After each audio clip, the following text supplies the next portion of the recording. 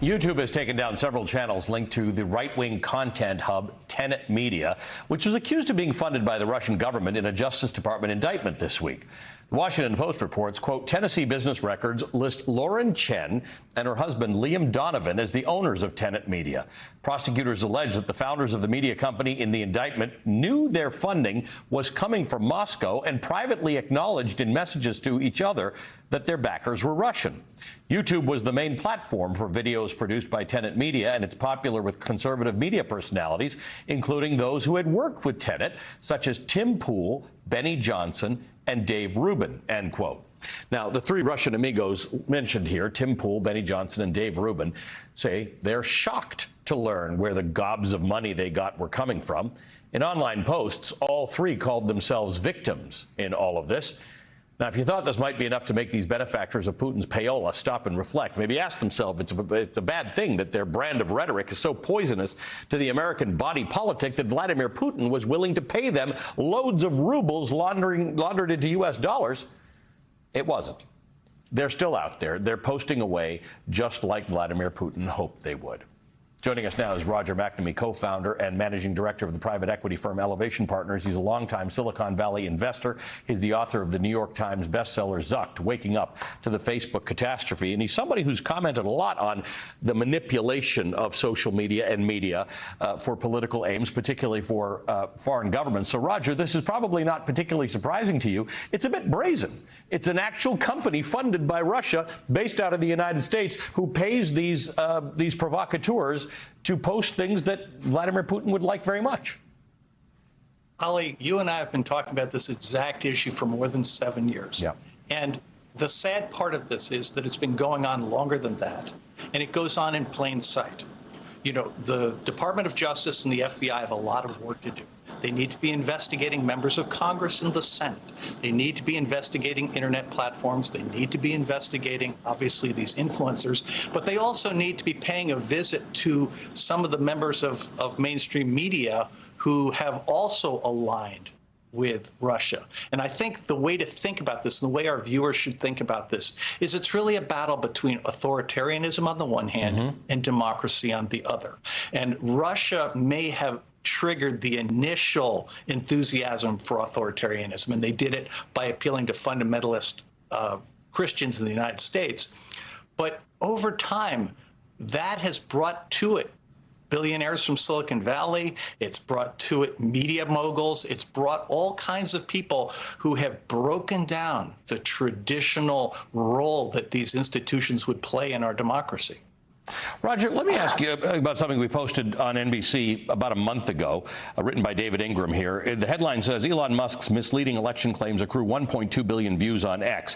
False or misleading claims about the U.S. election that Elon Musk has posted to X have generated nearly 1.2 billion views, according to an analysis published Thursday by the nonprofit Center for Countering Digital Hate. Researchers from the center say they identified 50 instances this year when Musk posted election claims that have been debunked by independent fact-checkers but spread widely on the app anyway.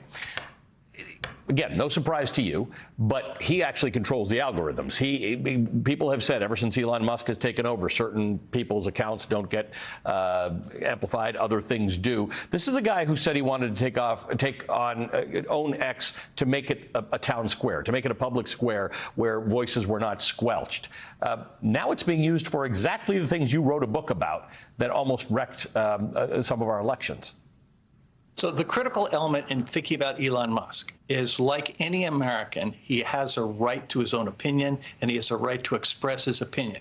However, that right is not unlimited, and he is under some special limitations that wouldn't apply to normal people, because his companies, specifically Starlink and SpaceX, are government contractors. And as such, he has obligations to the government that would, for any normal person, and should for him, require him to moderate his speech in the interest of national security. So what you have is somebody who runs really strategic defense and aerospace projects for the federal government, who's actively undermining the government, which is paying him. And somewhere in there is a legal case that needs to be prosecuted. Here's more on that, because yesterday Donald Trump was at the New York Economic Club, in which he gave some crazy meandering answers about a lot of things that had nothing to do with economics. But he did say this. Let me play it for you, actually, in his own words.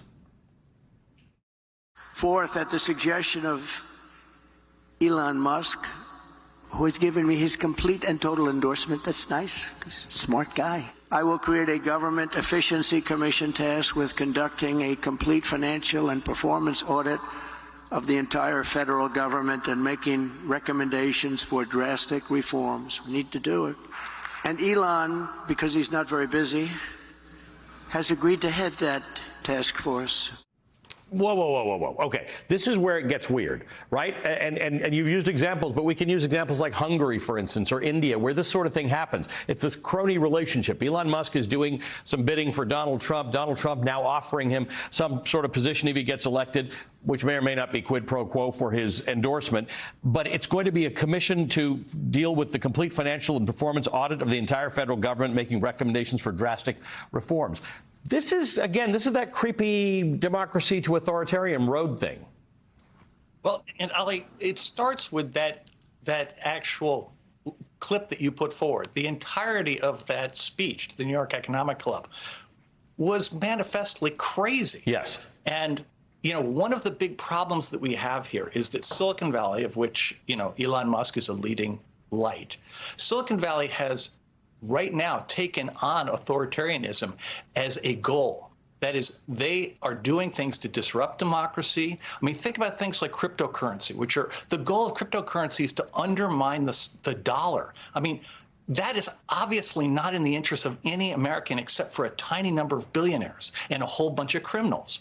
And if you look at things like generative AI, same kind of thing. These are products that are designed to concentrate power at the expense of the public. And we have not had any limits on the tech industry, and that has been a terrible mistake.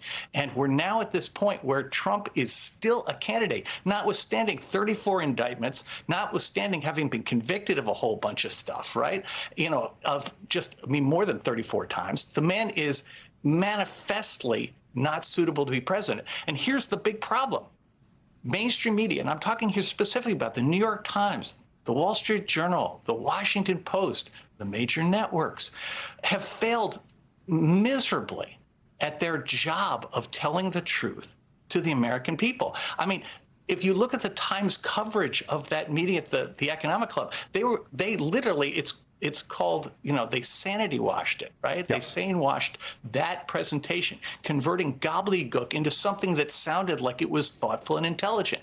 This is not helpful. And the problem that we have here is the Russians may have started all this thing, but institutions of the United States, like the tech industry, like the media, like members of Congress, are actively engaged in pushing these authoritarian messages and authoritarian goals in an election year. And that's what we're up against. I'm a longtime member of the New York Economic Club. I was quite embarrassed by what happened yesterday because it's a room full, I wasn't there. It's a room full of economists, business leaders, and journalists. And to hear that nonsense that Donald Trump was saying, and nobody stopped him. Nobody held him to account. No one said that's actually not true. Not the Elon Musk stuff, but some of the other crazy stuff he said. You're right. This is the time when those of us who actually know when he's lying, we need to point it out. Roger, as always, you do. Thank you for being with us. Roger McNamee is an investor and the founder of the private equity firm Elevation Partners, and he's the author of Zucked.